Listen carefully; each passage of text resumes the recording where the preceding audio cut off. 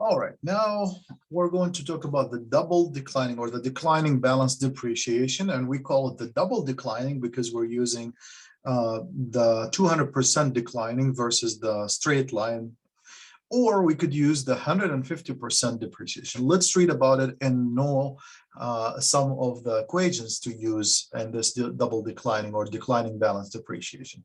Declining balance is a method to depreciate an asset value using a fixed percentage. So the previous one, the straight line, is a fixed value, and for the declining balance is the fixed percentage of the book value.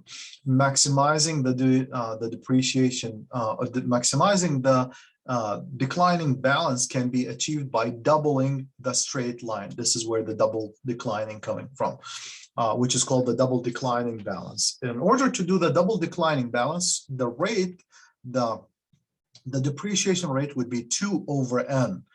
And that would give you the double of the depreciation rate than what we use in the straight line. And also there's another technique where we increase the depreciation technique by 150% of the straight line depreciation, and this could be calculated by 1.5 divided by n. All right, now regarding the depreciation value, it is calculated by multiplying the depreciation rate by the book value from the year before. So, for example, here's the equation number 7. The depreciation value would be equal to the book value from previous year times the depreciation rate, and the book value of the current year would be subtracting the book value from previous year minus the depreciation value. Or you could do a shortcut by doing the book value equal to the book value from previous year times 1 minus the depreciation rate. Of course, Excel has another function for the double declining, and that would be using this function equal DDB, open parenthesis, initial cost, comma, salvage value, lifetime for the asset, current year, and the factor. And the factor here, usually we ignore it, but in this chapter, we don't want to ignore it because we need to use the double declining with a factor of 2 or the 150% of the straight line depreciation, which the factor in this case would be 1.5. All right, keep in mind that in this depreciation, we don't use the salvage value. The salvage value, doesn't make any sense, does not be considered into the calculation. So let's take a look into example 2 and see how we could implement the double declining technique. Example 2, saying determine the annual double declining balance depreciation value and the yearly book values for an asset that it is purchased for 180,000 with a salvage value of 10,000 after 5 years. All right, let's do I'm going to switch to Excel here. All right, so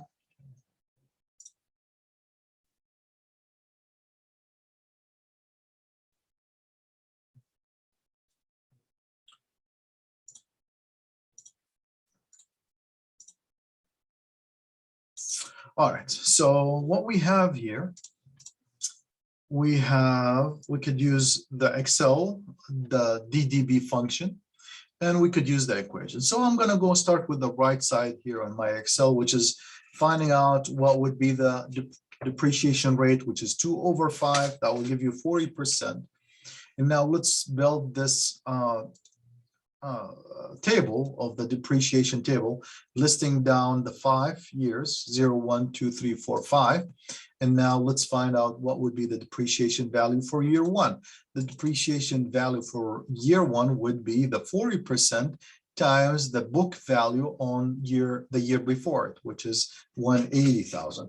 And so the asset will decrease by 72,000 due to depreciation, and that will leave you with a book value of 108, and the 108 coming from the book value on year 0 minus the depreciation value to give you what would be the book value there. Now for year 2, we multiply the depreciation rate by the book value to find out what would be the depreciation value. And that would be and then calculate the book value by subtracting the book value from previous year minus the depreciation value we just calculated.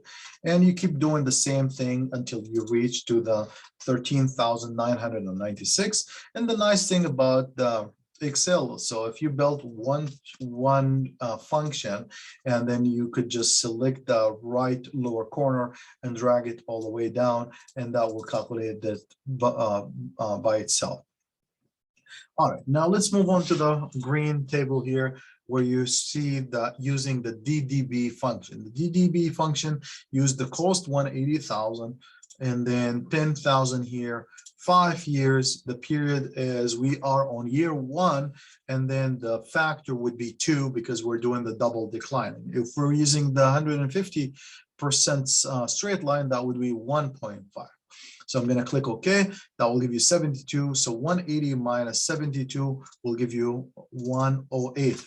And the same thing using the double declining. Again, what you need to do is build the function correctly, on the first cell, and then drag from the lower right corner and drag it all the way down, and it will do the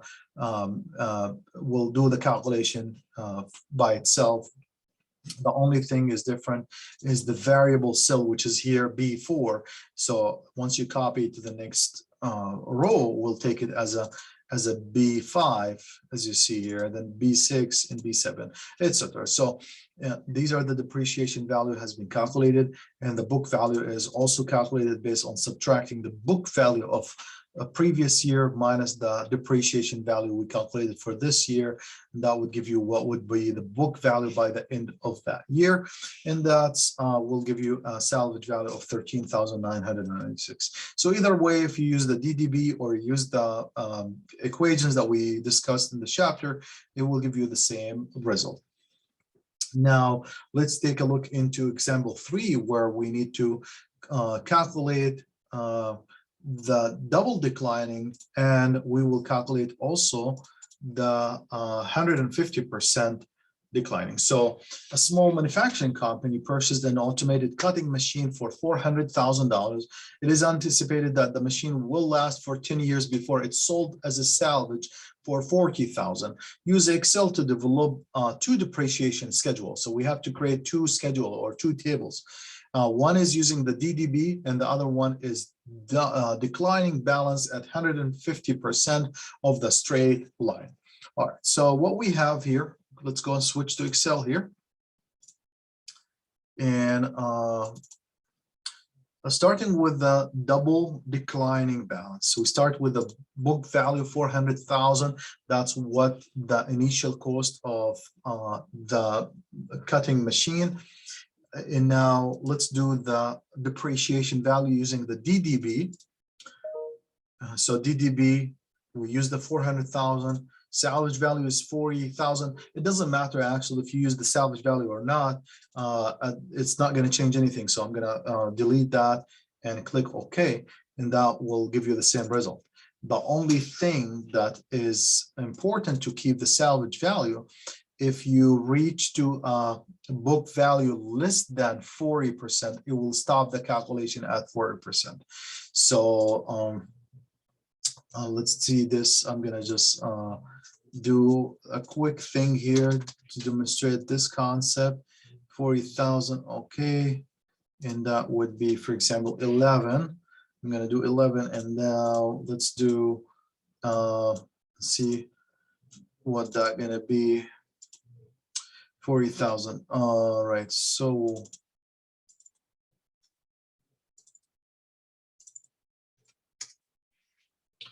all right. Hey, anyway, so it's just I was trying to do something, but including the salvage value would not change your calculation, but sometimes it's important because it will stop the Excel, and I want you to practice it and see if that's gonna if that is correct. So what we have here, we have the DDB for 400,000, salvage value of 40. The lifetime for this asset is 10 years, and we are on year 1. So the depreciation value for year 1 would be 80,000. So you subtract 80,000 from the book value on the previous year, which is 400. Now the asset is worth 320. Now let's move on to the year 2. The same thing, DDB for 400,000, and that will give you 64, where you need to deduct from that from the asset. So that would give you 320 minus the 64, 256,000. In we keep doing the same thing until you reach out to the end of the life for this asset with a 42,000 as a salvage value, or the book value. It's called the book value because the salvage value is 40. So the salvage value is lower than the book value, basically. And this is how you do the double declining. Now, what I want you to do, if we need to do the 150%, you copy the same table, and we go here. And let's see if we could.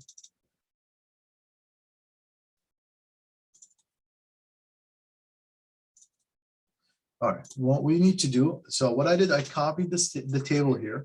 So the only difference would be just changing the factor from 2 to 1.5 for all of these cells here.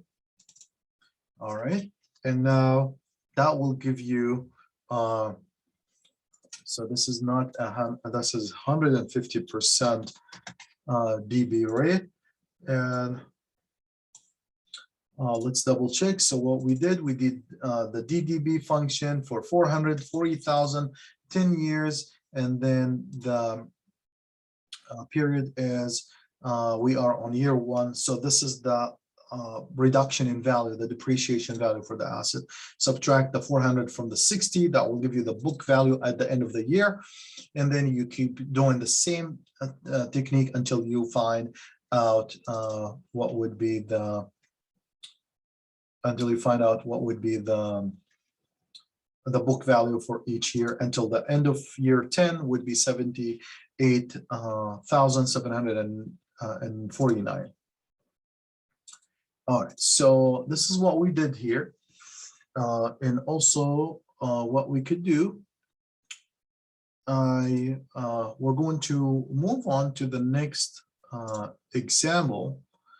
The next example would be the new techniques, the MACRS. So I'm going to stop right here and I'll record another video for the modified accelerated cost recovery system. So I'll see you there.